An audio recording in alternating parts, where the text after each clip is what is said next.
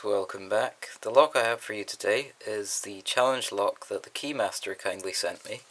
It was his number 15 challenge lock, and from what I can make out down here, it was made on the 1st of the 10th, 2017, so that's the 1st of this month. It works very smoothly. Now, when I first saw this, I thought it was a type of rim lock. Obviously, there was more to this than you can see here. I thought there was maybe just a sort of bolt work that would go on the back. But it turns out that this is a little bit more interesting, and I discovered that when I looked at the back here. It's not the ordinary sort of cam that you see on the back. We've got a couple of unusual things here. First of all, we have this piece here which is very loose, and I thought this has been cut off. It looks like it's been cut off. And so I looked at this hole here next to it, and I shone a torch in there, and you can just about make out that there is at the back actually a locking pawl like you'd find in a padlock shackle hole. You can see there. So I thought, well, maybe I can twist this out, and sure enough, I could get this part out, and so it just looks like the locking part of a shackle and a padlock. So this made me think that perhaps it was part of a chain lock, or who knows what it might be. And whoops, sorry, my camera nearly fell over there. I'm still using my old tripod here, so yes, sorry if it's a little bit wonky. I noticed that these are spring loaded as well, so I don't know what that's for. But I discovered, I didn't expect to find anything out on the internet, because it's probably quite an old lock, but I discovered that this is part of this is a rim cylinder of sorts. There would be another barrel on this side right here, and it's obviously being chopped in two. There would be two rods that would come out. They'd be attached to one, and obviously this is a half where they'd plug in and basically lock together. So if you wanted to install this in the door, you would have to first of all separate the two halves and then basically push the two together. And I was wondering, how do you retract the locking bolts there, because I tried all sorts of different things, and it was only when I looked on the internet and I discovered that Potty had made a video of this lock, and I'm wondering if this is maybe the same one that he did a video on, because he only learned afterwards how to unlock the locking bolts. He just cut right through it, so maybe the Keymaster would be able to tell us. So what I discovered is that you turn the key anti-clockwise 90 degrees, and it was actually Crispy Bear that had one of these, and it was from him that I learnt this technique. There's actually a hole there, you can't see it, but I'll show you it when I got the lock. And if you stick a bit of wire or a broken pick, I was wondering, how on earth would you get a bit of wire or a broken pick in beside this key? But the hole is angled, so you put something in there and you push in, and I can feel that there's spring resistance there. You can actually just pull this part out, or should be able to anyway. Oops, if I was pulling on the right part, yeah, there it is. So that's how it's done. So we'll look at that hole when we disassemble the lock. But anyway, this is a challenge lock, so we're going to try picking it and see how hard it is to pick. Because of the type of lock, that's why I'm actually recording in this way. Let's see how you like it. It's quite hard to keep everything in frame, and my hands are literally jammed up against the camera. I'm not sure if I'll be able to pick this way. In fact, I'm going to have to turn it sideways to pick. Alright, so let me fit my pick in. This obviously isn't the right pick. It's not fitting in very smoothly. This one's a bit better. Okay, so we got a little click and a turn on the core. That felt like pin 2. I'm concentrating on the back pins first. Okay, my pick's definitely hanging up on something. I'm going to try using a home brew, maybe it will help. Or maybe it'll just be worse. I think that's worse. Alright, go back to the pick that I started off using. Ugh.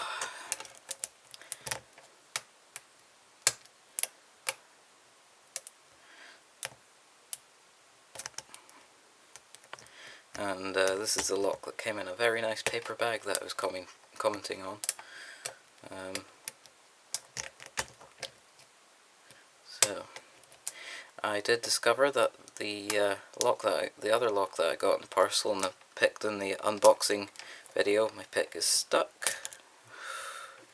That's a bit unusual. I haven't had these problems before with this lock.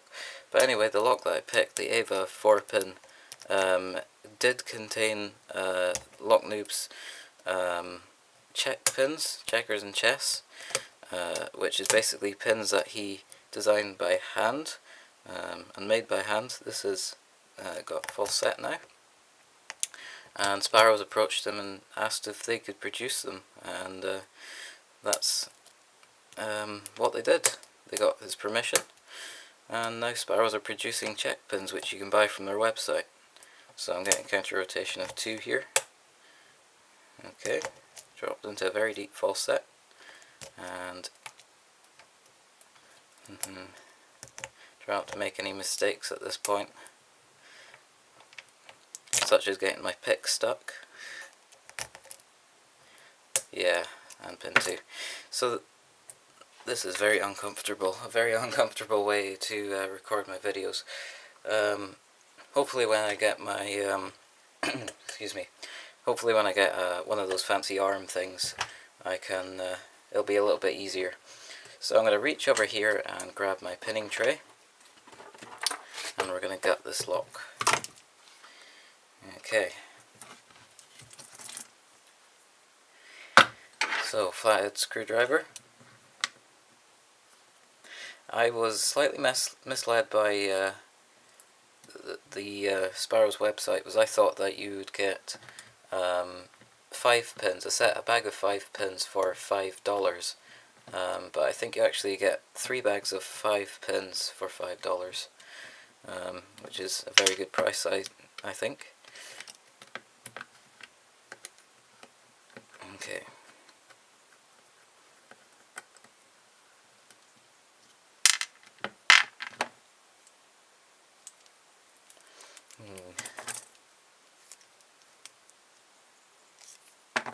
Plug follower.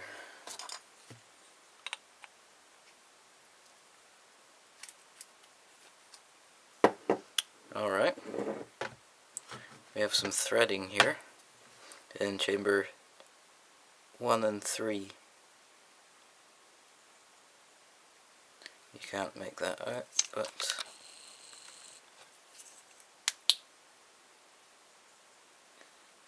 yep. Alright. Let's drop out these pins. One is a serrated. These I think are the original key pins.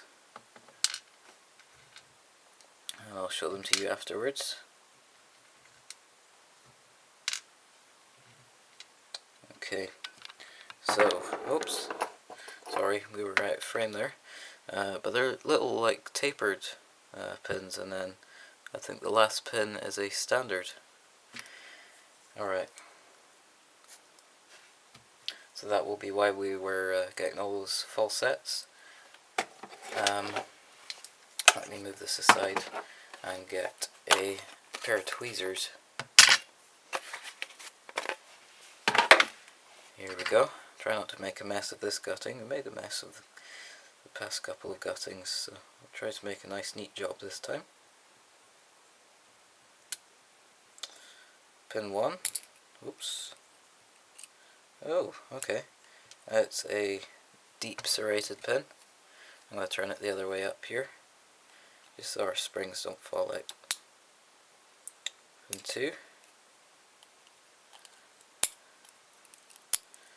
It's a crazy pin. I'm not actually looking at the pins, I'm looking at them through the camera, so it's a little bit hard to make them out.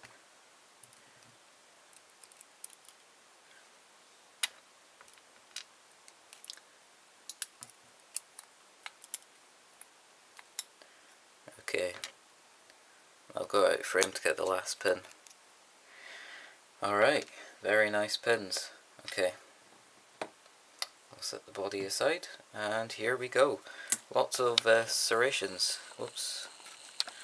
Yeah, definitely need to perfect this method of recording. So, driver pin number 1 is a deep serrated, sort of spoolish kind pin. This has got, it looks like it's tapered. I'm not sure about that.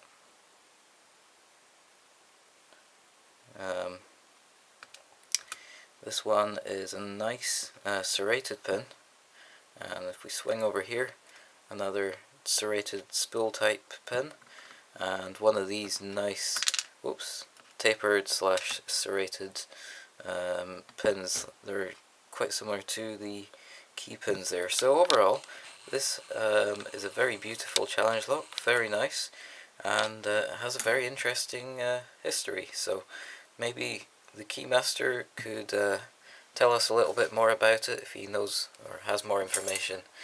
I'd love to hear it. So please check out the Keymaster's channel. He does have a very nice YouTube channel.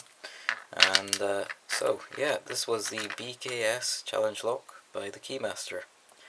Thank you very much for watching this video, and as always, I'll see you in my next one.